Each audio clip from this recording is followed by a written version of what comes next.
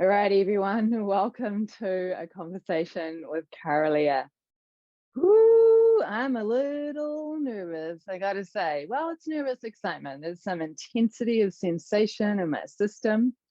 Today, I'm going to be having a conversation with the Dark Wizard, Mr. Dane Tomas. And in honor of the Dark Wizard, I've even gone a little darker because, you know, why not?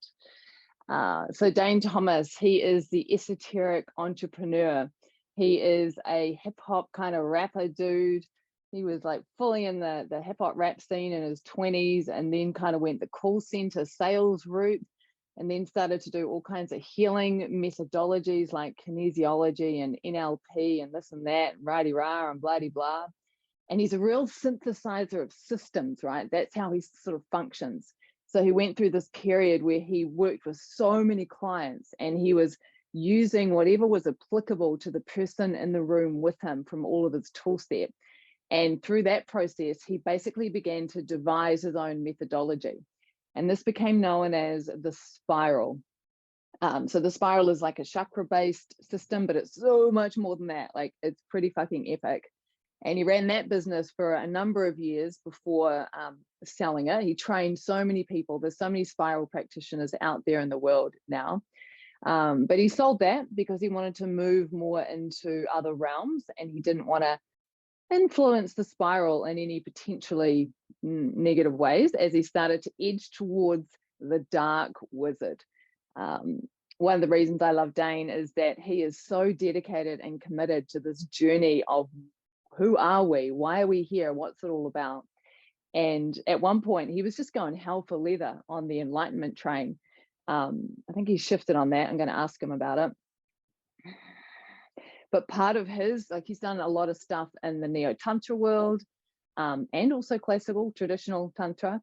But he also dives into the occult. And there's a lot of crossover between the occult and neo-tantra, particularly through Aleister Crowley. Maybe we'll end up talking about that. So Dane's fascinating. I find him fucking fascinating. He's financially successful. He is caring, astute, provocative. He's a good writer. I love his writing. And yeah, so I'm freaking stoked to have him on the show. A little bit of background in terms of my relationship to Dane. First time I remember like coming across him might have been around 2016, 2017 on Facebook. He has a great following. Like, he worked out how to make Facebook and social media work for him in a business sense in like 2013, 2014, just fucking nailing it. So I started checking him out. I'm like, whoa, this dude's like getting massive engagement. He's doing extraordinary stuff here. Anyway, ended up signing up for a program he was running at the time called Alchemy. Went over to Australia to do a workshop with him in person, which was really interesting. So interesting. So it was the first time I crossed paths in person with the Dark Wizard. First and last, actually. We haven't seen each other in person since then. Anyway, we did other things, and he kind of fallen off my radar. And then last year I had this dream, and it was so fucking potent and so clear. And Dane was in the dream, and that's all I'm going to tell you. There was no sex. And I woke up the next morning and went, what's Dane up to? And I went to Instagram and I looked at his Instagram, and he was selling Lightbringer. So this was last October. And I just knew, I'm like, I'm in. And so I did Lightbringer, and then I ended up doing Obsidian, and then I ended up doing Wealth Wizardry and Shamanistic Sales. Now I'm on Magic and Marketing, and I've signed up for Esoteric Entrepreneur. So I've been fucking like immersed in the Dane world. And I really want to ask him a few hard questions, because he gets flack for shit. You know, he's provocative. He's on the edge. And I wonder sometimes, I'm like, this guy like got a pact with the devil? And even if he does, is that a bad thing? Like, what's going on here? So I invited him to do a podcast, like a conversation with Kara-Leah, I know, 6 months ago. And he was like, yes, but then it didn't happen. And I'm like, what's going on? Long story short, he's here now. So we are going to talk about all the things, and so much nervous energy in my body. All I can say is watch the whole thing, folks. Watch the whole thing, and I'll do a little bit of commentary at the end as well, reflecting on what's just happened. But are you ready? Are you ready to dive in and see what happens with Mr. Dane Tomas in Conversations with Kara-Leah? Alrighty, Mr. Dane Tomas, welcome to Conversations with Kara-Leah. Hey, Kara-Leah, how you doing? I'm feeling a little bit cheeky, I gotta say. So many things that we could talk about, but I'm going to start with this. What is most alive for you right now? What's turning you on, fucking you off? I love that you asked both sides, because it's all intertwined for me right now. For me right now, what's turning me on, I feel like I've found a breakthrough into a much deeper level of alignment with my own practices and what I'm doing and what I'm working with and what I'm calling through in my life and my work. That's clear. And that directly corresponds to what gives me the shits, which something I've been critiquing and discussing and thinking about a lot, which is really the state of the new age. I kind of call it the new age swamp, you know? The spiritual marketplace. The spiritual marketplace is half of it, but I feel like it's actually both-sided. I feel like actually the spiritual practices and systems and cultures have failed, and then the industry on top of it is also fucking failed. So I don't see those things as separate, and I don't see the marketplace as bad in the way that a lot of spiritual folks are like, the spiritual marketplace. I'm like, well, where else would you buy your spiritual goods? Like, of course you got to go to the marketplace. So I don't have it's failed. How has it failed? I want to just jump into that. How has the new age spiritual swamp marketplace failed? Well, I mean, how far do I want to? I mean, the new age, obviously, that we're talking about from the 60s, right? Really, most people would agree that kind of the prelude to like the age of Aquarius. Oh, it's all opening up, and we've got acid going on, and we've got people who went to the east and found the pieces, and and there's all these things opening up, and all the potential was clearly revealing through the 50s, 60s, 70s, like that. That's when it kind of like we got all the raw materials. And I obviously wasn't there. I'm only in my 40s, but from what I have read and observed, it seems like the general spirit was, there's a chance for humanity to awaken. And on the one hand, we have and we are. So on one hand, the failure thing is a very limited lens. Like, I do believe we as a species are awakening, and that is happening. So let's just throw that in the mix. But in terms of what I see in 2022 within various spiritual communities, and I've started traveling more lately, which has been great because it gives me the opportunity to drop in. Okay, how's it going in Berlin? Well, what's, Austin, Texas like? Okay, how are you guys doing over here? Oh, you've got a Tantra scene in fucking Dubai. I did not know that. Like, I'm moving through more places than, I guess, Australia, and to a lesser degree, I have had a bit of a taste of New Zealand, but obviously Australia is where I've been based. And the internet, I've absorbed a lot through the internet, but getting there in the flesh is also really helpful. And I just think that, to use like a martial arts analogy, it's like we have a bunch of white belts who all are portraying themselves as like black belts, and everyone is at the bottom rung, and no one's really, I don't know, people listening are familiar with the idea of the Dunning-Kruger effect. It's like, when you don't know, you don't know. When you're a total noob, you don't even have the skills required to estimate how far along the path you are. It's like, you take up boxing for a month, and it's like, I reckon I could take some of those world-class, I could knock that guy out. And then you hang out with your friend who's boxed for 10 years, and it's like, mate, you have no idea the vast gulf between where you are and where that person is. Like, I am a competent boxer of 10 years, and I can tell you that guy is like in his own league by a million miles. And it's like, but you need a level of development to even be able to tell where people are at. And so what does that mean? It means when we have the marketplace, that people who want their spiritual business coach, they just hire someone who's literally like fucking 6 months ahead of them, if that, sometimes, and think that that's like I've got the best chick, she's really helping me. It's like, that person is clueless. That person is completely clueless. And you're spending your money with them and you're taking the things they say as these gospel. And it's like, I guess like one of the things for me is I come from a comparative religion background, and that has been very helpful in that it's taught me to recognize like lineage and threads of, oh, this shit come from here, but before that it came from there. And listen, if you really go before that, these guys over here were doing this shit 900 years ago, and these guys actually kind of copied it wrong, so the thing that you've got is just a mutation of a mutation, which is not bad, it's not wrong, but nobody lineage, right? Lineage and continuity.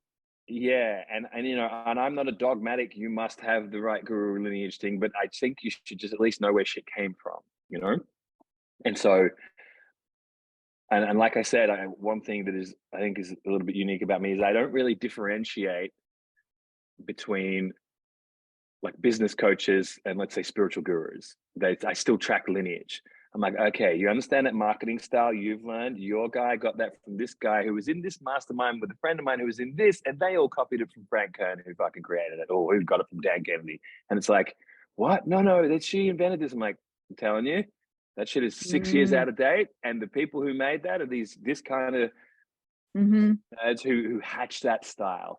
And it's much the same with like watching trends in, I don't know, yoga or spiritual practice or whatever, right? So anyway, so when you say that, just to cut you off completely, but when you say that, what I start to feel into is that these ideas have their own, it's like an entity that's using us to be developed, to be evolved, to be spread, etc. And so rather than the person claiming the idea, like taking possession of the thing and making it about themselves, it's like the idea has its own rhythm and its own momentum, and it's coming through all these different people over time. You see? Yeah, and these threads, I definitely see things like that, and to try to get back to the actual question you gave me, which is how has it failed, I think is like, it's like people are just drinking dishwater and they think it's like a magic potion, it's like, is anyone actually progressing spiritually, or are people in these subcultures actually becoming better people or producing new results, even if we want to make it more Western? But like, you got to go deep though. Like, you got to go deep. And what I see is that there's a lot of shallowness, there's a lot of bumping around because there's no external container or rules or guru to kind of like crack the whip and say, stop avoiding that shit by pretending that, right? So people are just indulging left, right, and center, and not even aware that that's what they're doing. Like someone will roll out, this is my new dark feminine. I'm like, I was there when you learnt that fucking concept 3 months ago. Like, you have not integrated that. You're like, I have a more mature dark feminine than you, and I'm a fucking dude, and I've been, tracking this shit 8 years, and it's like, but nobody knows that. So then all the people around are like, oh my God, yeah. So, when I learned my dark feminine, that's when I started like making guys pay for me on a date. I'm like, what are you talking about? That is the most watered down fucking derivative spiritual materialist bullshit, but nobody knows any better. So you don't know what you don't know. So there's a whole swamp of just, what's that expression, in the land of the blind, the one-eyed man is king, yeah, for sure. So that's us too. That's us too. Like, I look at it and I'm like, well, I don't fucking know anything. Where am I on this? I have no idea. So I'm looking for teachers that I perceive have a certain level of self-realization, because when I hang out with those people, then I feel like I can feel myself and I can feel where I'm blocked and deluded and whatever. Right. And that's a way to orientate, is by finding those people that have gone deeper, have more experience, do the practices, and just know what they're not. It's not even know what they're talking. It's not what they're talking about. It's who they're being, how they're transmitting. Here's where I reckon we get to like pitfall number 2, which is, because people from an integral theory, Ken Wilber integral theory, some of that is really useful. I wish everyone had to do a little mini intro to integral before they even started fucking around with any spiritual path. It's like, cool, before you pick one, let's just give you a map of what all the things do and how they fit together or don't fit together, and what they may or may not provide you. And I think, so the next mistake is, okay, we can't tell who's developed and who isn't. That person's really got something. They've got a power, but they've got this. So then we assume, because they're like fucking good at meditating or whatever, that they're like morally developed or sexually developed, or that their wisdom around wealth is just as valid as their wisdom around like altered states. And it's like that person, which we wouldn't do in the Western world, we wouldn't go, cool, he's a marine biologist. Great. So what financial advice can you give me, Jeff? It's like, no, he's a marine biologist. If you need to know some shit about dolphins or plankton, here's your guy. But if you want to know about the property market, there's no reason we would assume that this marine biology expert would have any knowledge on that. But in the spiritual world, we do. So you go to fucking Nagama or whatever, and it's a dude who's cobbled together a bunch of yoga systems and practiced them and can move energy around, no doubt. And so now this guy's giving you dietary advice, relationship advice, fucking life direction advice. And it's like, no. If you were qualified and educated, you'd be like, you may give me yoga advice, nothing else. Or, and it's like, but the assumption is if someone is spiritually advanced, they know shit. So therefore they're going to know what I should be doing. And I want to be told what to do because it's so fucking scary to try and figure this shit out my own. Right. So I want to have this person that I can give my power away to, so then I'll feel safe. Which I think is a toxic mutation of the guru model. Like I understand the guru in context of, classical Indian culture and so many books that I used to read back in the day were about, you need to surrender to this being to open up to all, all the things they can transmit, because they're becoming a reflection of, your perfected self or whatever. I don't think that concept translates very well to the Western world. And I think it's super dangerous. And it's, I have never really, I have a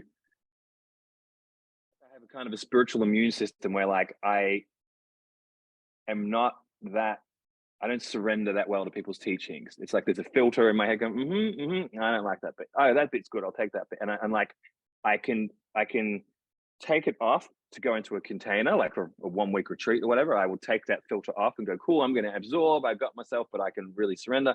And then when I come out, it's like there's this scanner that goes through and goes, okay, that's a weird assumption. If I, Goenka, what are you talking about? You go to Vipassana, it's a great place to practice that style of meditation. But his fucking first framing is just full of limiting beliefs. Oh, it may take you many lifetimes to get it right. Shut up, Goenka. What if we already are? And it's like just this filtering out of dogma and rhetoric. But the bit I wanted to get to is there is no reason that a person who is opened up one capacity, like let's say it's like, they use the chakra system. Let's say it's like, this is, I love the chakra system and going deep with it because it gives me a classification system. So it's cool. I think that person is maybe like a heart master. They've managed to open their heart to a really high level and emit unconditional love. Does that mean they're smart? No. Does that mean they are sexually mature? No. Does that mean they understand the complexities of modern life? No, it does not. Yeah. It means they can love. That's it. That's it. And it's like, if we could look at things in that way, we wouldn't have half of these fucking problems that we have where people are quote unquote giving away their power or taking on really bad advice. And you this cult dynamic is like the cult. You can't just blame the cult leader for the cult. You have to also take into account the people who permitted that. And, if one cult leader sitting by themselves does not a cult make. It's just a guy sitting in a room being weird, When the first 8 people sit around and go, Master, you are enlightened, tell us whatever you want us to do, we'll do. It's like they are equally culpable for the fucking mess that happens. I could argue that the other way, from the perspective of conditioning and no free will per se, and the way that karmic energy attracts and the way that things play out. Righty-rah. Don't feel that's that. I'm going to leave that aside though. What I'm curious about is when you filter, what's your secondary filtering system so that your filter, like how do you know where your filters are fucked up or that they're legit? How do you know that your filters are not corrupted in any way, shape or form? Well, nobody could know that. I feel like there has to be an understanding that all the maps we're operating with are the best guess, best models we have mentally, but also in an embodied way, you know, in my feeling response, my intuitive response, my mental logic, all these responses are happening inside. And there's sort of I guess different parts of me that I listen to that when they're all in alignment, that I'm going to take that as being that's the right path for me, you know. When the, let's call it the like spiritual purpose feels aligned with the mental, feels like my heart's down with it, and it feels like my eros and my sexual energy are, when that's all in agreement, it's like, cool, we're in the right place. But if there's something coming in and it's hitting one of them and it's like, oh, that's like, I don't like that piece, you know. And sometimes it's not easy to deal with in the moment. Sometimes just go away and go, okay, what was it when I was in that training or that teaching, or I lived in that place for 6 weeks or 1 week or whatever? What was it that I couldn't metabolize? And it's like, okay, it seems to me like there's an assumption behind what this teacher is saying that I don't agree with. And it's like, it takes me a while to filter through that and go, okay. But it's like, I guess here's one of the frames. What I've tried to do is have a few simple principles that I have as a felt truth. And if they ever get contradicted, I throw them out. So it's like I have a very small handful of those principles. But like, one of them, for example, is that spirituality for me is about becoming less conditioned and less loaded up with beliefs and less loaded up with superstitions and less wrapped into a whole bunch of rules and regulations and myths and mythology. And so when I get into a space and I feel like they're laying on more and more and more stuff to believe in, it's not a good sign. Yeah, it's like, okay, I came here to get free, and what it seems like is you're trying to layer another operating system on top of the old one. That's not going to help me, you know. So the dogma red flag starts to go off. Of like, hang on, you got all these rules, you got this backstory about your teacher, or you had this weird awakening. That sounds a bit bullshit to me. Like, I just want the fucking the essence of the transmission, and the more complexity and shenanigans it has to be wrapped in, the less I'm down with it, you know. And I'm very interested in stripping away, because you know, it's like, it's very hilarious how and I had these problems too. Like, I'm not saying I've sorted it out and everyone else is wrong. It's like, it's been 20 odd years, you know. I have also had these things where, like, for example, one thing that's always been amusing to me is like when people really get into yoga and Indian practices, and the next minute she's wearing a sari and they've got the bindi, and then I'm like, okay, hang on a minute. Like, at what point, or like, you know, the dude's working with, like, I don't know, breath work and medicines, and then it's all of a sudden it's like, oh brother, and it's like, oh, this is my mighty condor of feathers. I'm like, you're from fucking Ipswich, what are you doing? Like, this is bullshit, you know. And it's I identity, get it, like, though, right? It's identity. Right, We as humans, we want identity because we want to belong and we want to send these signals, and then we're interested in stat, like all this shit that's happening. Whereas the way I see the path is ultimately about fucking blasting through identity so you can wear one, but you don't mistake yourself for it.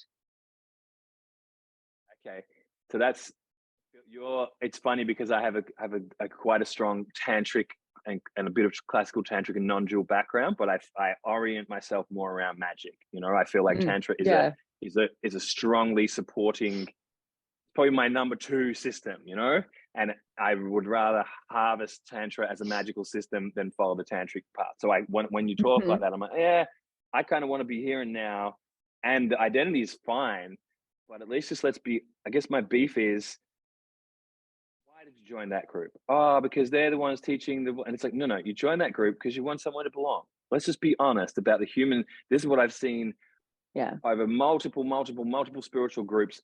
We go and we tell ourselves that, like, we're fucking chosen ones, or this thing we're doing is the most cutting edge practice on planet Earth right now, or, you know, we're doing this thing.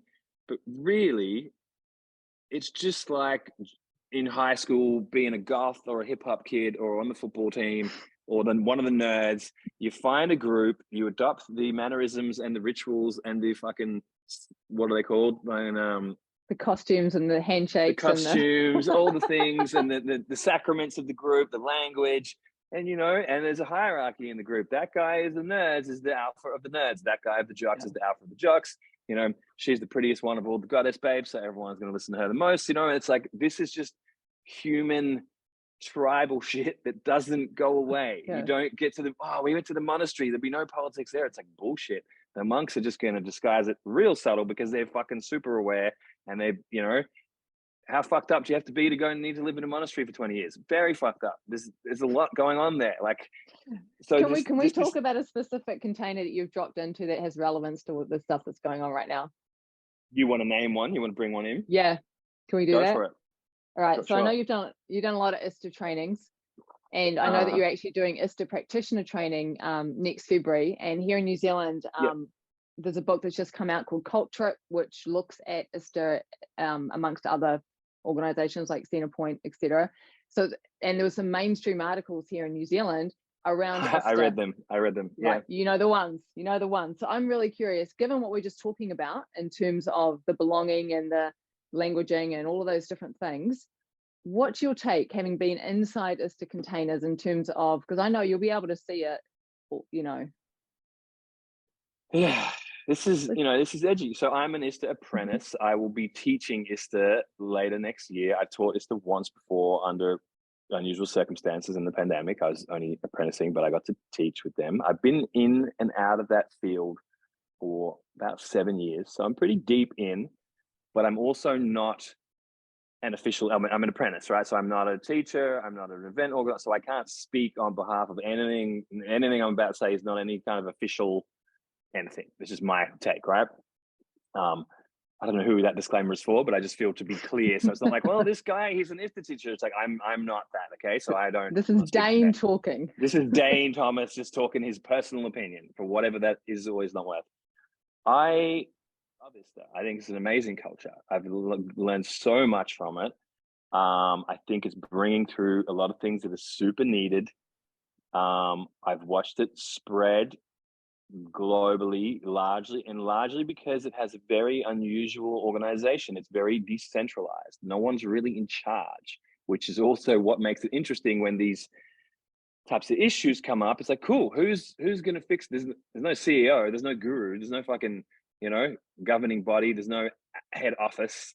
There's various circles of people with bits of power that rotate and change. So that's one of the things I've been fascinated by about it, is this attempt to do decentralized, not completely non-hierarchical, but sort of like synarchy. It's definitely got a leadership experiment going on inside, which I have admired in parts, and as an entrepreneurial person been frustrated at in other ways, because I'm not a full-blown shamanic hippie, for anyone who's not clear. I build businesses. I like money. I like the fucking mainstream world. I don't think the world is fucked. I think the world is great, So some of my views don't match some of the communities that I'm part of, right? I think that ISTA is going through growing pains right now, is how I would put it.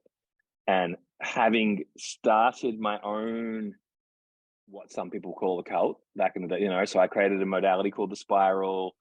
We taught over 300 practitioners. More than 10,000 people went through that process. I was the head of it for like 8 to 9 years. I eventually sold the organization. It still lives on. It's doing good. But I had a real journey with leading a sort of shamanic, spiritual, energetically alive organization / organism. So ISTA refers to itself as an organism.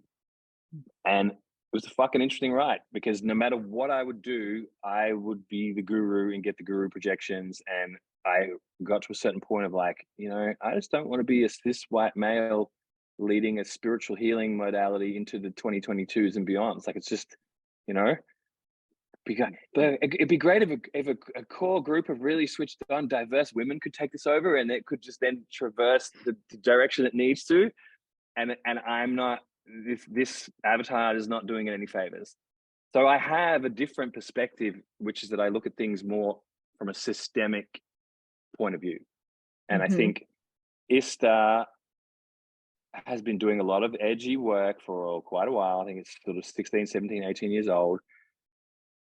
And it has a very interesting dance with rules and power inside, in terms of there is not a rule that facilitators cannot interact sexually with students, which has always been controversial. But as that heads into 2020, 21, that is beyond, that is being challenged in a lot of places. So that's on a really dry systems level what I think. Mm-hmm. I think it's so really just valuable. on that level, Yeah, just on that level, because Des Nichols did start ISTA and was involved for a long time. Still, you know, there's still connections there. So what I'm curious about is, when an individual starts an organization like that, if whatever the conditioning of the individual is, whatever their blind spots are, there's a culture that sort of gets created. Yeah. From your interactions with Des, from your interactions with ISTA, just can you reflect on what you might see there? Because there's a couple of things in terms of how ISTA operates, but Des hasn't been an active part of ISTA since like 2017 or so, because of things that were happening then. And then there's the allegations against Des and how he operates as a man, you know. So and so like I can't fully get into all that because I just don't have accurate data, you know. Like, so it's not, I'm not really hung out with Des a bunch of times, lovely bloke, you know, have some cool adventures with him, but that doesn't give me really license to comment on his, I don't even know the specific allegations. I don't even know, you know, I get the gist, but I don't really have any authority to comment on those things, in terms of, I just don't know, right? What I do see that I think is an interesting dynamic that ISTA is in is this. There's a model that ISTA holds of this idea of sovereignty and synergy, right? Which has been very useful for me in my life and a lot of what I do. And I think the personal development world and the empowered sexuality, new age world can lean very, very heavy towards sovereignty. And so, and it kind of holds a very strong frame of, you create your reality, you're responsible for your experience, right? This is a very core thing that I learned early on, and I was like, I fucking love that. It's so true, you know, it's the truth, you know.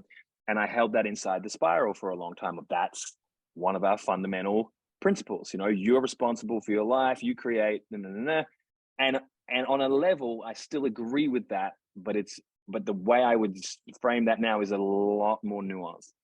And so what I think is, whenever you have a culture that is holding that frame, you have issues with the archetype of the victim, because that frame sort of implies the victim should just get out of being a victim, really. And when someone is in victim, you know, even this languaging is very sovereign, you know, oh, you're in your victim. The implication is you should go sort it out, you know?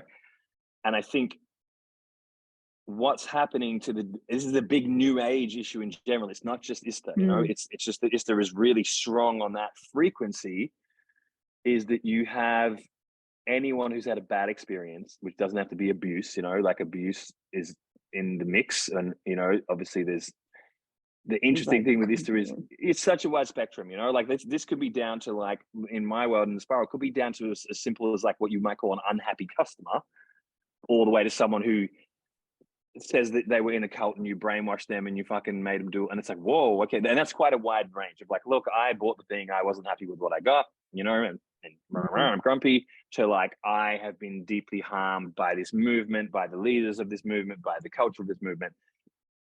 Let's put all of that just in very broadly in victim, right?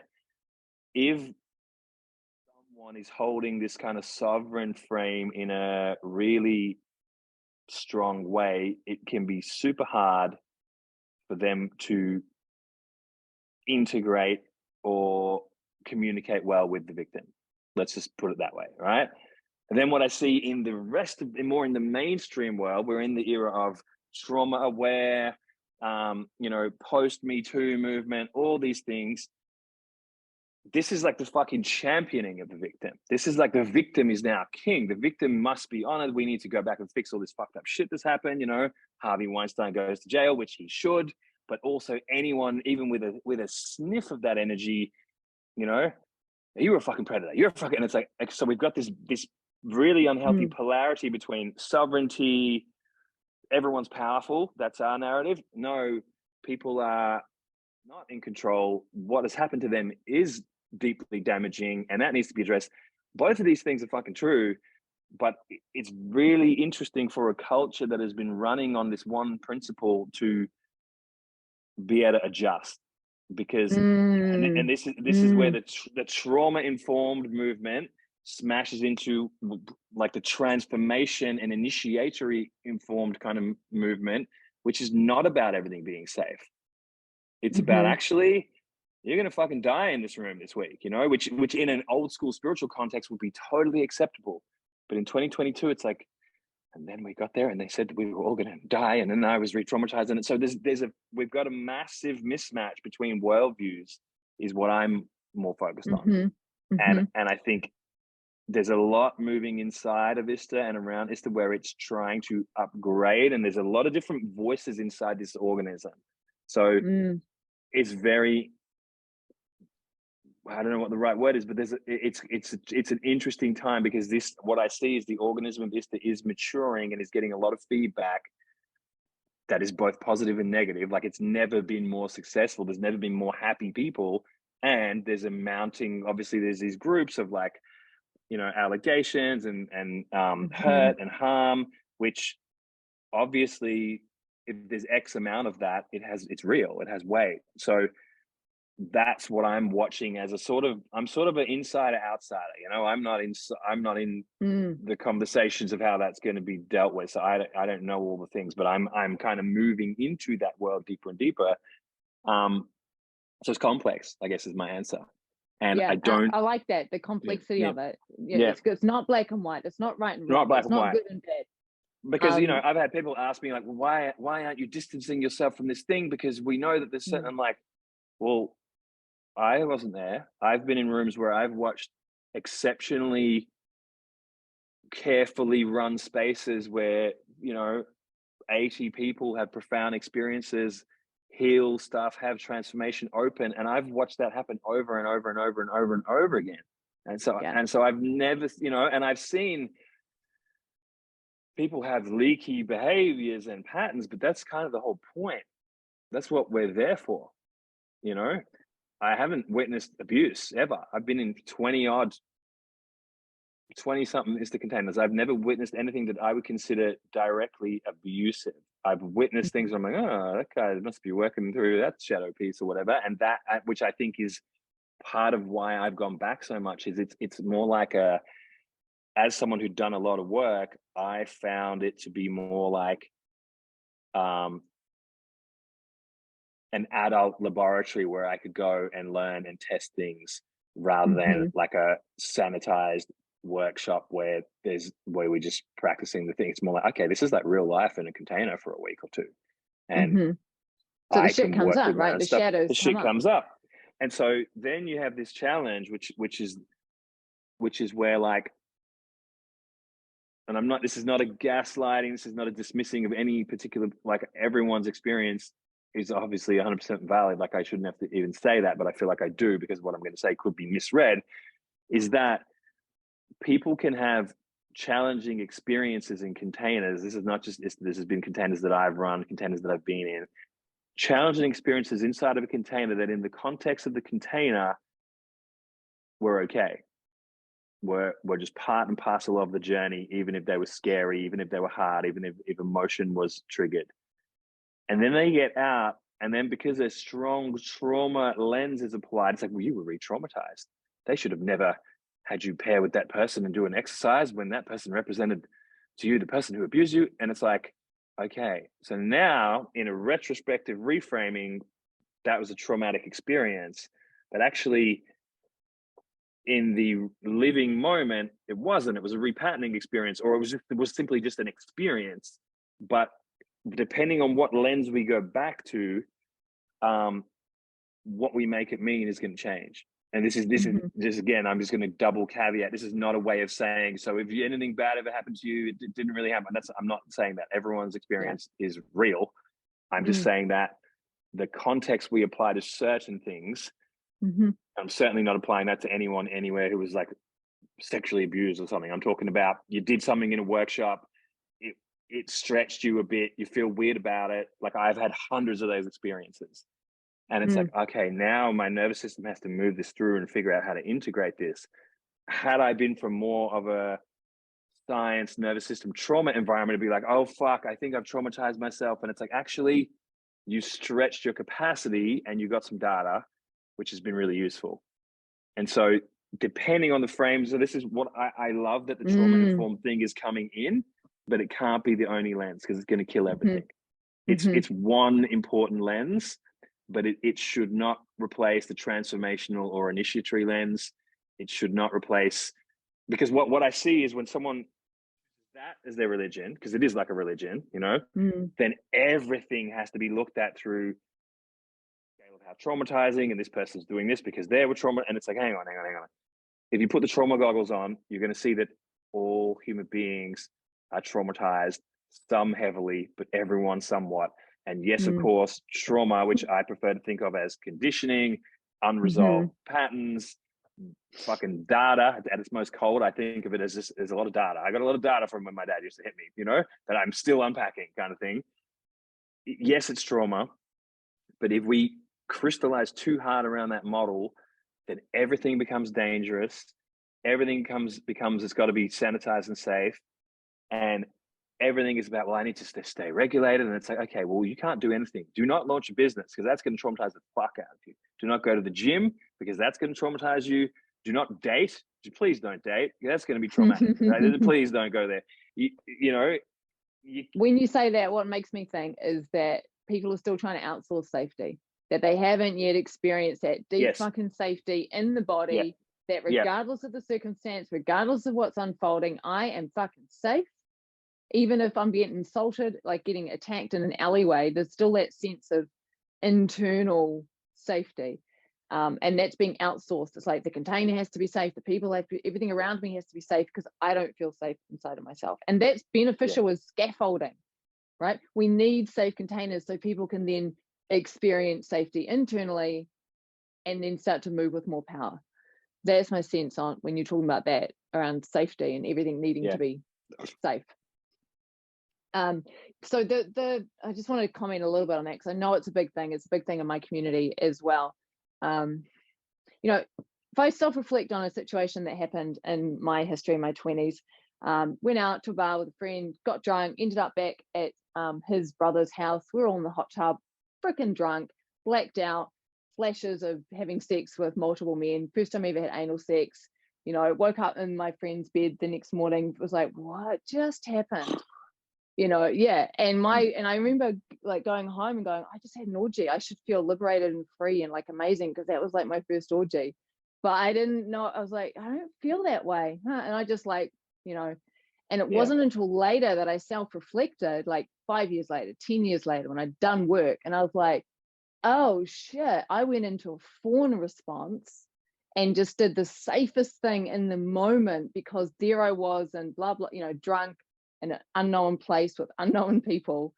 And so now I'm looking at that experience and all of a sudden it's not a liberated orgy. Now it's a fawning response. And do I categorize that as, you know, is that now gang rape? You know, don't know. That's not, and that's not how that's not how I saw it. But I could see how my lens on that experience changed as I self-reflected and did work on me. And that's an interesting journey to go on, right? Is to recognize it felt like this, and then it felt like that, and now it felt like this. And I want to flip it the other way, because I think everything I just said I stand by, but it's only one side of it, which is I was kind of addressing or somewhat critiquing the trauma frame, right? If you are in a culture that is only in, let's say, the shamanic sovereignty frame, the same thing, it's almost like an automatic gaslighting culture where everything now happens for a reason.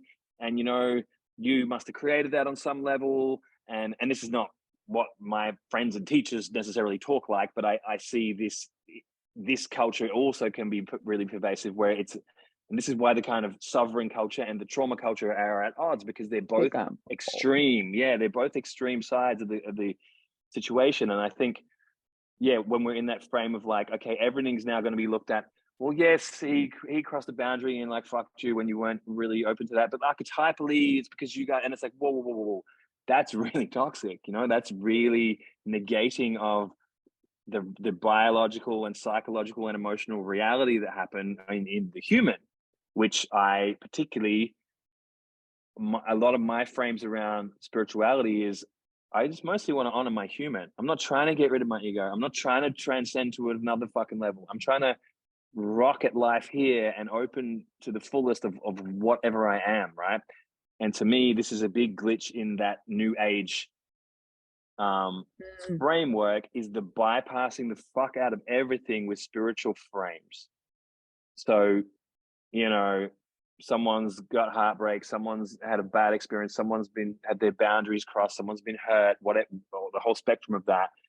And then the reframing of that is like, well, that's because this or that, or like you guys are working through, I mean, you know, because you're a twin flame, whatever, or you're, you know, what, it's like, that shit is a mess. And so I understand why the trauma informed movement is super mad at those frames, because they can be and often do lead to bypassing and gaslighting, to use more kind of like, you know, trauma-esque type language. But I also see, like, you can't just obliterate all that stuff. There's a lot of amazing shit in there. And so somehow what I really see, zooming out from ISTA and whatever, these groups and these, what I really see, regardless of the individuals involved, I'm going to now go transpersonal, but hopefully I'm not bypassing. I see that those two polarities need each other.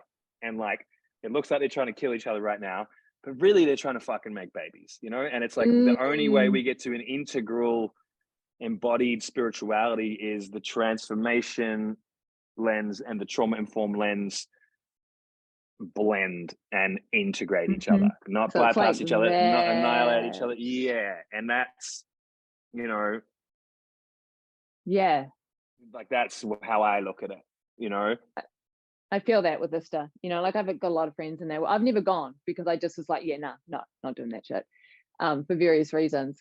And that's my sense, is like, yeah, the trauma informed, because I'm definitely come from that. Like that's how I teach and work with people, etc. is in that, but it's also the shamanistic sovereign way. But find the blend. Where's the blend here? Yeah. And I would say that many ISTA teachers are deeply nervous system aware and trauma informed, but that doesn't make the overarching culture as that. And I think this is the problem that's happening, because the curriculum is the same, but different teachers teach different ways, and there's a lot of different gifts in that field. But, and I don't know, because I've only been with the teachers that I really like, so I don't know what everyone does. There's a lot of teachers. But I've been in super trauma-informed, deeply up-to-date containers inside ISTA.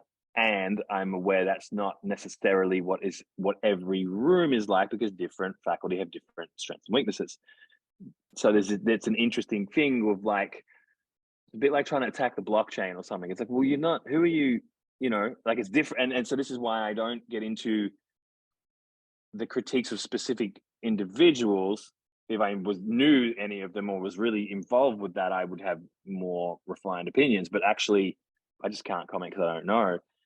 But the organism as a whole is not those one or two people. There's fucking dozens and dozens of people teaching. So this is this interesting thing. And I also think people who are coming from the trauma-informed kind of side of things, and that's, you know, one way to lump these people together, often there is a calling for an authority to respond. You know, I want to talk to head office. I want to speak to the governing body. And it's like, okay, we don't have any of that. This has been a loose collection of sexual shamanic anarchists for nearly 20 years that is now being demanded of it something different, which is a real organizational challenge for that body, because it's not been built. It's not like, okay, I'm rocking up to the medical board. The doctors at this hospital have done malpractice. They're like, well, we have a system for that, and they're all on the same payroll. It's really not that. And so which sounds like a bypass if you're the person going, I had a fucked up experience with this teacher. And so what I'm seeing is ISTA is bringing in mediation processes and various things. I'm not super up to date on all that, but I'm seeing that it is reorganizing itself. But it's been challenging because it's functioned as this collection of separate but intertwined individuals and modular kind of units. So it's which is doesn't make fucking sense. If you're like a university who you're just like, what, this is an outrage, you know? And it's like, it's really interesting because hopefully we're going to segue somewhere else, but like, yeah, I have a lot of criticisms of the new age and the coaching industry, but I fucking love being a coach in an unregulated industry. I don't want some fucking dick to tell me what boxes I've got to tick and what, you know, I get to do whatever I'm doing. So it's this mixed thing versus like, if I was a therapist, I would fucking kill myself. You know, it's like people like me do not fit. That's a weird sentence, isn't it? Totally. But it's, you know what I mean? It's so there's, yeah. yes. And I've heavily come from that world. And over time of being in leadership have realized synergy is massively important. And that if people are below a certain line of integration, of having dealt with various layers of trauma, it's actually unreasonable to request people to be self-responsible when they have a variety of unconscious responses hijacking them. I think this is where personal development, that's the piece. Yeah, which is new information. I mean, and people be like, we've known for 20, 30 years, but like, you know, I come from like a Tony Robbins sort of background, like 80s, 90s personal development. That shit wasn't in there. So I built the spiral and I'm running this thing, and only gradually am I like, you know, some of these people don't seem like they can do self-responsibility, or they can do it 80% of the time and then they lapse into some kind of fucking fugue state. And I'm like, oh, I can't just point at that rule on the wall. Hey, everyone's self-responsible. It's like they're not. And then as I began to learn more basic nervous system stuff and trauma response stuff, it's like, oh, you've gone into a, which, you know, even in a relatively healthy relationship, you know, you can see those moments where like, oh, the other person is operating from, they're not even here. They've gone into that part of them that is 3 years old right now. I can't expect them to handle this in an adult way, because then, and so I think that information, individuals are learning it in the embodiment and sexuality type spaces, but organizations can take longer to integrate that stuff. Yeah. I think that's the critical piece. So when the system gets hijacked, you cannot be self-responsible, because you just can't, you know, like if I go into disassociation, which can happen occasionally, like I can't function, you know, and yet I'm a highly functioning individual when I'm not in that space. And for someone that's never seen me go into it, they're like, what's going, I'm like, you know, and now I'm self-aware enough to be able to notice that I'm in disassociation, which then means I can at least communicate it to the people around me. But back in the day, couldn't even do that. Let's segue and talk about something else. Let's talk about magic. Hey. Yeah. I feel like, you know, you've got magic as your first and Tantra as your second. I feel like I'm the opposite. I'm like Tantra first and magic second. People might not know what you mean by magic. I mean, it's on your face. They can see it. I'm really, it's not even hard on my sleeve. Hard on my sleeve would be more subtle than this. To me, I mean, one of the classic definitions of magic is the art and science of making shit happen in accordance with your will. You know, that's one of the classic Aleister Crowley, spooky Uncle Alex definitions. Let's not get into problematic Aleister Crowley stuff. Let's not do that today. Leave him alone. He's not here. He just, you know, he was not growing up in a trauma-informed era. No, let's put it that he way. was not. I look at magic with a K for anyone just listening, not looking at my face with the correct spelling. That to me is a system for aligning with cosmos, with the highest aspect of who and what we are. That's how I really look at it. And then the subsidiary benefits of that is, well, when we're able to do that, we can create the results we want quite easily in the 3D world. And so why I like it and why I kind of moved away from identifying, even though I use them still, various Eastern and Western spiritual pathways is because for me, magic has less dogma. It doesn't really tell you what you're supposed to do with it. You don't have to get enlightened. You don't have to be good. You don't have to go to heaven. You don't have to do anything. You don't have to do shit, you know? Which is good for me because I went down so many paths and I was like, hang on, I've still bought into this person's system that what I should be working towards is, you know, it's like if you join a business mastermind and you realize you're just trying to get to that 7 figures. It's like, do I even care? It's like, no, but you've joined a group of people who are all focused on that. So you feel like that is where you're going to go. So yeah, magic for me, system for the results that you want, but it's also a system for moving towards wholeness, moving towards unity. So, you know, integration of masculine and feminine, light and dark, higher with lower, a recognizing of self as kind of God / cosmos is a big part of it for me. And I particularly have my own, you know, I'm now going into my own take. Like I mean the word to mean what I want it to mean. And really for me, I have this formula where like magic and manifestation can happen when we can bring the intention into the vibration. So, which is kind of like the consciousness into the matter. When the spirit comes into the matter, we create results. And so that's probably one of the central operating ideas that I work with, and I plug it into, as you know, business and entrepreneurship as my kind of layperson's pathway. It's like, cool. If I'm talking to some normie on a bus, it's like, yeah, I build businesses. Yeah, I'm not going to be like, well, I stand naked in the moonlight, calling down my soul and masturbate and vision what I want. That's what I do. It's like, cool. So I build businesses.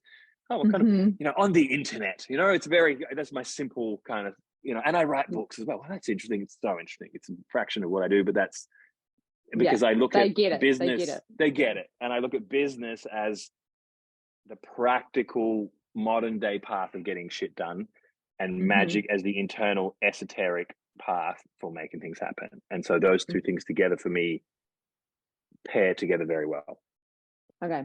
So then my question is, who do you serve? Who or what do you serve? Like, what's the point of how you dance, how you play, how you create?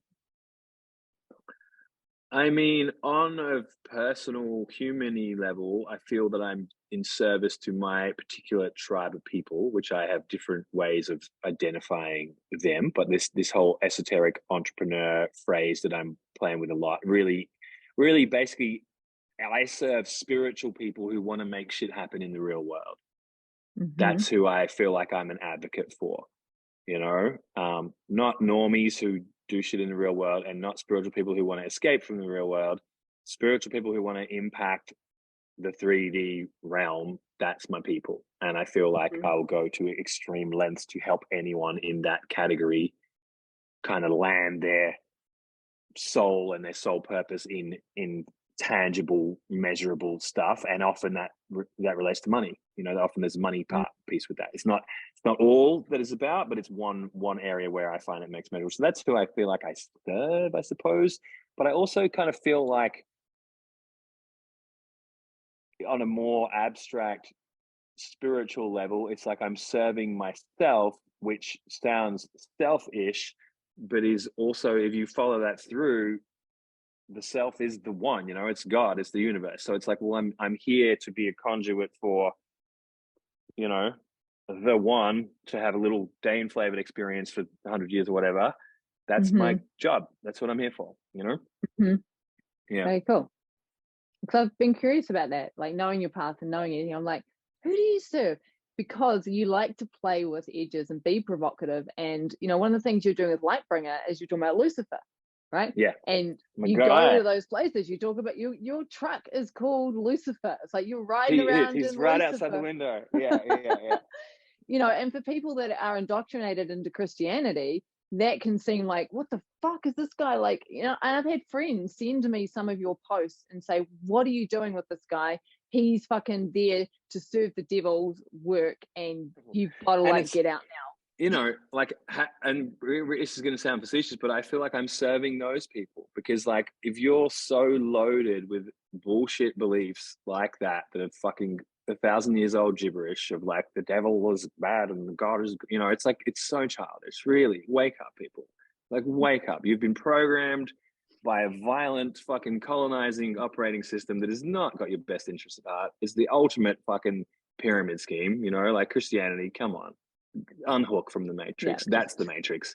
It's not the internet. It's not, you know, it's not the lizard people. It's not the government. It's the fucking Christian church is the one fucking you in the ass worse than anyone else still to this day, you know? It's the ultimate sleight of hand, isn't it? It's like, the ultimate sleight of hand. It's like they took Jesus's teachings and like, oh, this guy could be bad. We're just going to take him over and we're going to use him to our own ends. Like, is no one questioning that the people who killed the guy that you like are the ones selling you the book? That's who killed him. It's the people. That doesn't make any sense. That doesn't make any sense. Like, okay, the Roman Empire kills Jesus, and then later on goes, you know, let's use him for our brand ambassador. What, these little necklaces? What are we going to put on? What, him happy? No. We'll put a picture of him when we killed him. How we killed him. What the fuck? You guys are fucked up. And so people are worried about cults, but they're totally okay with like no sex till marriage. Well, I wouldn't want to do that. I'll go to hell. What are you, 5? Seriously? Are you fucking 5 years old? There's no hell in heaven. You create this shit, please. Yeah. So if anyone's like, for me, it's just so hilarious if someone's like, he's in league with the devil. I'm like, okay, let's just, what does that even mean for you? Is that a person? Do you think that's a person who's running around with horns on Earth, like a physical 3D person? Or are they like, is that like a spirit? Okay. And who made that character up? When did they first appear? Yeah, your guys made them up because they need they need a villain for the story. It's like Batman needs the Joker. Batman was lame till the Joker showed up. But like, the Joker is a tool. Anyway, evil. I don't really do evil. Okay, yeah, why not? It's silly. It's silly. It doesn't exist? Well, it's a human frame. So if you want it to exist, it sure does exist. If you want to decide that pedophile is evil, then pedophiles are evil. For me, pedophilia is a pathological. It's a dysfunction. Which we can say is it's not a good thing. Let's make it not happen. Let's keep that person away from children. Like, I'm not like, oh, let's heal them, you know. But like, as soon as like that is the root of evil, it's like, is it? Did that person, as a 1-year-old, decide to be bad, or was it where they, you know, it's nurture nature, like all that stuff just is so apparent to me that it just seems like just obvious that pretty much 99% of what humans are doing is a result of their conditioning. And so when we dissolve that conditioning, and anything that is brutally against your values, you will label as evil. Anything that is violently against what you consider is important, you'll decide it's evil, you know. And that to me is understandable, but that tells you more about your filtering system of reality than anything that's actually out there. I mean, I'm really picky about who I step into containers with, particularly men, I got to say. There's, you know, so having done a year of containers with you, what I notice is how much you care. Like, you genuinely care about people, and that you're gonna expose me now. I feel embarrassed. I feel shy. I'm sorry. Yeah. No, he really is a cult leader, and you don't want to go anywhere near him. But yeah, you have. I mean, you know, the soft, sensitive. You know, you're crying in your business meeting. Something like there's an embodiment. Right. Like, and you're not afraid to be in that vulnerable space, and the way you show up and lead the containers. I think part of it is you know, your little spidey senses, you feel all the people, so you want to care about them. So people are in a good place. And I think it's been interesting for me because I've been through stages where early on, when I came out with like internet, whatever you want, I didn't even think of it as internet marketing back then, but you know, with trying to build a persona online or whatever, I was super obnoxious, like really just deliberately in people's faces because I realized that would work. It was like 2012, 2013, you know, it was really effective. And there were lots of people who were super offended, and my, you know, Facebook block folder was just filled with hundreds of human beings and heated arguments and whatever. 2015, 2016, I personally started to mellow out and integrate a lot of attitude. And I was like, oh, it's all going to change now because, you know, I'm become more loving and more whatever. And I would write from a much more trying to balance both of the sides sort of place, you know. It definitely got less polarity, got less traction, which one thing I noticed, but people would still get offended, you know. And I was like, even when I sort of tried, not even try to be nice, but try to be measured and balanced and whatever, somebody somewhere can still get offended by anything, you know. And that was a real piece for me. You're like, it seems like that part, my intent doesn't matter. Somebody somewhere will be like, I don't like that he's doing it that way. And it's like, okay, you have opinions about what I'm doing. And so I feel like I'm coming back into the provocateur from a place of like, look, I love you. It's all good. And we're going to do this thing now. You know, I just got the video clip that I shot a couple months ago back, and we're putting the final touches. And it's me in a castle with a bunch of my young, sexy witch babe Tantra friends. And I'm just there in a fur coat, fucking rapping and eating chicken legs and pouring like green Kool-Aid in the girls' mouths. And like, you know, I watched, and like I showed it to Victoria, who's house man. She's like, you know, that's really provocative. I'm like, is it? She's like, yeah, that's. And I'm like, because I'm like, this is just me fulfilling my like teen and 20s dreams of making a fun rap video with a bunch of cute babes who I fucking love. You know, no witches were harmed in the filming of this video clip. Everyone was treated very well. And it's like, I'm so curious whether it's gonna be this guy's a fucking misogynist, or this is this, or this is that. And it's like, but it doesn't really matter, is what I'm getting to as I get older. Yeah. It doesn't matter what people think. People are retarded. They're conditioned. Everyone is living in their own little matrix bubble, and people are going to see what they want to see, and they're going to see Satan where they want to see Satan. They're going to see good work where they want to see good work. They're going to see whatever they are predicated to look for, you know. So knowing that kind of frees up this whole thing that we do around worrying what everyone thinks. It's like everyone just thinks what they think. Like this is how they are, you know. Yeah. Alrighty, I'm aware of time, and I'd love to start to wrap this up. So I'm curious about what's coming. Like, you've got Esoteric Entrepreneur, which is rolling out next year. You've got the Esoteric Entrepreneur podcast, which I've started listening to. You keep leaving me high and dry. It's like an 11-minute episode, and I'm like, but more. Good. That's good. Yeah. You know, this idea of the Esoteric Entrepreneur actually came in at a retreat I did in Bali a few years ago, and then it kind of just got put aside. I dealt with a lot of shit in 2019, 2020. We all did, I guess. There was, you know, I had to deal with my own shit, and then that thing happened. I had to deal with my existing businesses. But this thread around the Esoteric Entrepreneur has been really strong, and it has been like a desire to integrate the kind of mystery school, magical practice, initiatory stuff with business stuff, but business stuff for embodied spiritual people with minimal headfuck bullshit and minimal hustle and push and maximal, you just do this. This is a little simple 2-step process that'll help you do, you know, but mixing all that together. And I've really been in a deep process of trying to do the inner work to genuinely align it inside of myself. And I think it's very close. I think it's been gestating. It's very close. So the EE Academy is a membership that I'm rolling out from 2023. So this is in 2023. It exists. Come looking for us.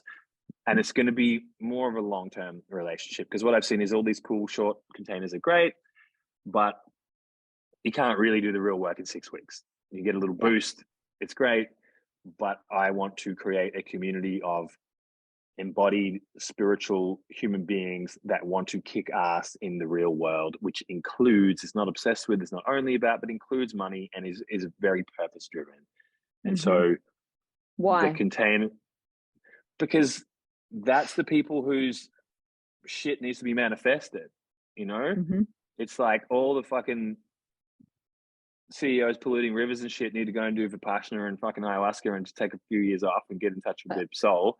And all the people who've been in their fucking soul and their visionary and their subtle feelings need to come to Earth and start a business and fucking reach the 7 billion people who haven't yet heard of the shit that we all do, instead of selling it to each other like a bunch of incestuous, whatever. Hey, come to a Tantra workshop. I'm a Tantra teacher. Why am I going to a Tantra workshop? Go and take that to a bunch of people who live in the suburbs or something. Please. This doubles back to our starting conversation.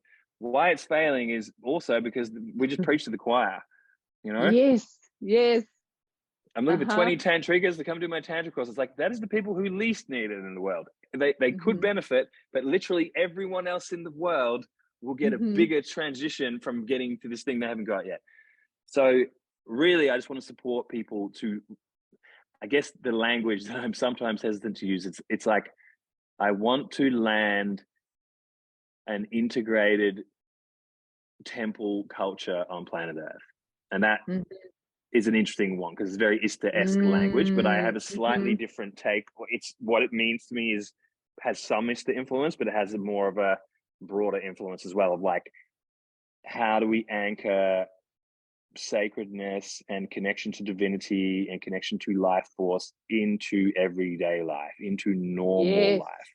That's what Tantra was about for me from day one, not just hiding out in Bali and fucking masturbating each other and dressing up like goddesses, which is cool. I'm into that. I'll be back there soon. I like a bit of that. But can we do it in fucking, I don't know, Chicago and fucking Brisbane and Tasmania and fucking wherever else as well? Because those places need magic too, you know? And so, yeah, the EE Academy is for anyone who wants to deepen in that, and it's a monthly thing, so you can join for a few months or join for a year or whatever. But the EE podcast is a really good place just to get in touch with what the fuck is this guy talking about, you know? Because rather than trying to teach everybody, the attempt with that is to more unpack, what do I do in my life? These are the practices I'm doing. This is a business decision I'm making right now. Let's see if it works out. You know, this is a strategy I'm trying right now. This is what I tried 2 months ago, and here's what we learned. So it's more, the goal with it is to be less trying to be an authority and more be like, hey, I'm like 12 years down this path. I haven't got it all figured out, but I've been very invested in weaving magic and business, or spirit and business. Here is where I'm at in my current part of the journey, which is ahead of a lot of people, but I don't feel like I've mastered it, but I feel like I'm long-term committed. And I really, the bite-sized episodes is one, so I don't get bored, but two, I feel like it's fun to nibble on. The goal is to have no episode under 15 minutes. Like over 15 minutes. Yeah. And if I might do some interviews like this, we'll break them into 3 parts. Okay, it's a 45, it's part 1, part 2, part 3. And then it just becomes one, I feel good because I've made more episodes. Yay, look at that. I'm making lots of episodes. 765. That's what I want. But also people can nibble, you know? Yeah. It's like, I love the big podcast, Joe Rogan, whatever's, but I only really listen to them fully on road trips and when I'm traveling. It's like, you're going to talk to him for 3.5 hours. Sorry, man, I'll be back later. You know, it's just not, I don't consume like that. And I think a lot more people don't consume like that. Ironically, it's the Netflix model where it's like, I haven't got time to watch a full movie, but I sure will watch 9 episodes of a 20-minute show in a row. There you go. I just want you to say that thing again. When I said why, and you were like, I want to land temple that. Can you say that again? Because I think that's one of the reasons why I'm so attracted to working with you, is it's same. When you named the intention for why you're building the Esoteric Entrepreneur, landing the temple culture and 3D material reality, like in commerce and business.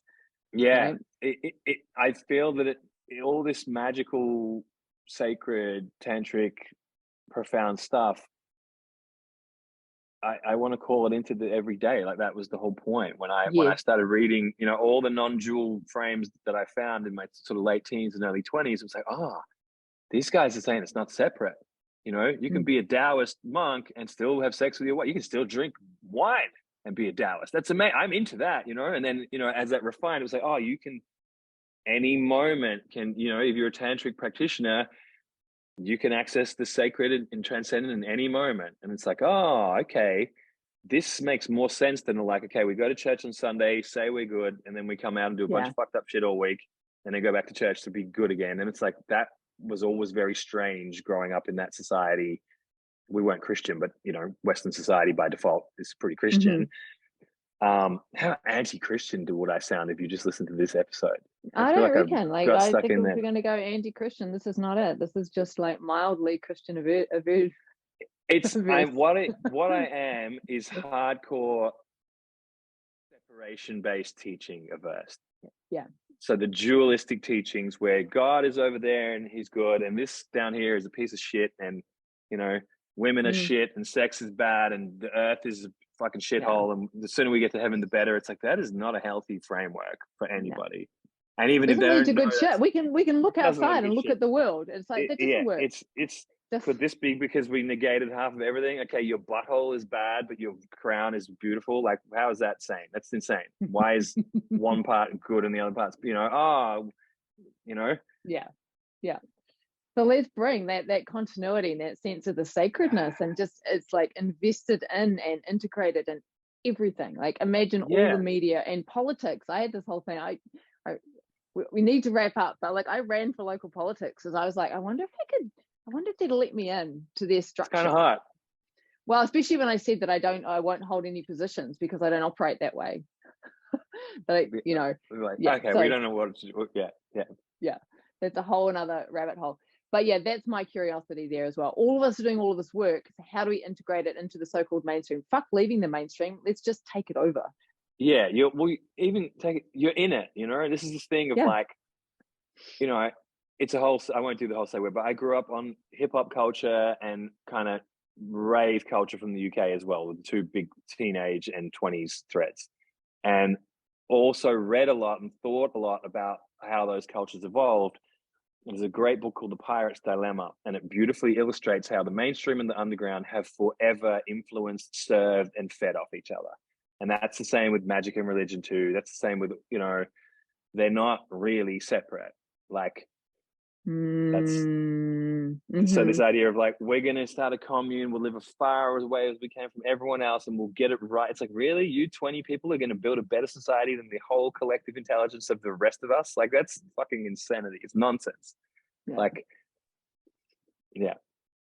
awesome. How's your economic system going? Oh, we haven't figured that part out yet. No shit, it's a really tricky part of society. Oh, all the things. Dane, thank you so much for joining for this particular conversation. It's been amazing. I'm sure we could just talk for hours, but yeah, I have to go pick my son up from school. He knows I'm picking him up late today. Great. Thank you so much. It's been a good chat. Appreciate it. Yeah.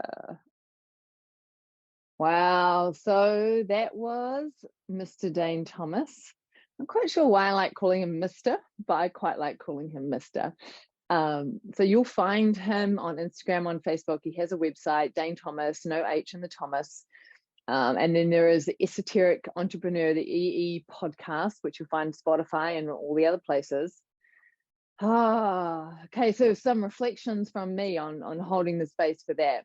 One, I'm really aware that Dane is so good at going on a rant, and like, I want to kind of get a word in. Like, I'm like, he could talk for half an hour without stopping. I'm like, you know, but I love the fact that I was able to just totally interrupt him at times. But it really felt like there was so much depth and scope to what we were touching on that we weren't necessarily able to wrap it up. Like what he was talking about when he talked about the failure of the new age swamp and spiritual marketplace, and attributing it to the ways in which people are hanging out their shillings as such when they've only got maybe 6 months worth of experience in a thing, like business coaches who have never run a business, for example, and that kind of thing. I felt like there was so much more we could have said on that and dialed into and looked at, well, what's the solution and how do we orientate and blah, blah, blah. But it's almost like that would have been a 3-hour conversation in and of itself. One thing I noticed is like I obviously tune into the field as such. And with Dane, talking to him, I felt like some things became redundant, like some things don't compute. So if we talk about reality and how reality is perceived, there's absolute reality and there's relative reality, limited reality. But within those frames, there's lots of different levels, you see. And so a discussion that you might have with someone who really believes in Christianity and doesn't even see that it's a particular construct, for example, is very, very different from a conversation that you might have with someone who recognizes that Christianity is just one of many approaches to spiritual or religious life. And what I notice in talking to Dane is like his frame is, his experience of reality is really expanded. And I could feel that, oh, this doesn't compute on this level. And what am I trying to say here? I really commend him for talking about ISTA, and also for the way that he was like, you know what, I don't know specifics on what Des Nichols has been up to, so I can't speak to it, because he speaks to his direct experience. We're not talking about things, and when I asked him about ISTA, it's a really good example of what I mean by frames, is that he instantly went to a systems-wide frame. He's not looking at the individual. He's instead going, well, there's this overlay of sovereign, and then there's this overlay of and it's having this impact, and et cetera, and that's quite a different way to perceive reality compared to people that are down on the individuals going, this person did this to me and it sucked, or this person's not taking responsibility for that and that's not cool. It's a whole different way to engage. Both have their place. What else do I want to reflect on, just to sum up speaking with Dane? Yeah, there was a few things, like he was using words that I really wanted to stop and go, can we define this word? Can we define that word? Can we look at the use of that? But, like, for example, the word Tantra got thrown around a lot. And what does that even mean? And the people that he's, like, is he talking neo-Tantra? Is he talking traditional Tantra? Like, there's just so many nuances to one word. It's like it's used as a signifier or a pointer to something, but my idea of what it's pointing to, and your idea of what it's pointing to, and Dane's idea of what it's pointing to can be three different things. So then if we start to talk about this thing and we think we're talking about the same thing, we're all having a different experience of what it is we're talking about. Words, communication. And the same thing when he mentioned the real world a few times. I hate that frame, and I wanted to sort of pull him up on it as such, but the flow of conversation meant by the time I had a gap, it was gone, because I think it's such an unhelpful way to frame up life. When people talk about if they're at a festival and they're like, oh yeah, I'm going back into the real world, I'm like, what are you talking about? This is the real world. It's all the real world. And I know what they're pointing to, but the way it's framed has underlying assumptions which exacerbate the separation that we don't want to be living into. And that was a curious thing, because, that's what Dane's talking about. He's like, this is about integration. This is about taking those of us who have done all of the spiritual embodiment, energetic work, etc., and supporting those people to really land in physical reality and bring it forth in businesses that serve community and generate wealth. Right? But then he uses the word real world, which is like creating a schism or a dichotomy.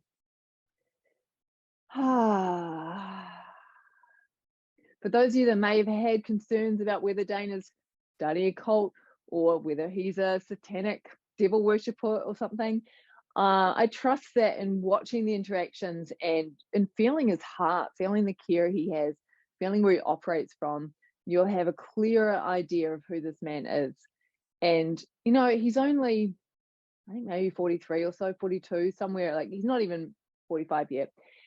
And I would say watch this man, because as we go through the next few decades with who knows what's going to happen with climate apocalypse or tyrannical governments or downfall of the internet, who knows? We have no idea what's coming. It could be amazing, awesome things. Unicorns could come back. We could have unicorn theme parks opening up everywhere. He's a man I watch closely because he's got a way of reading the zeitgeist. He's got a way of, again, systems, right? He's got a way of feeling into the trends ahead of time. And we need people like him who think in these ways, who care about people and have the power and the magic to be able to influence as well. yeah.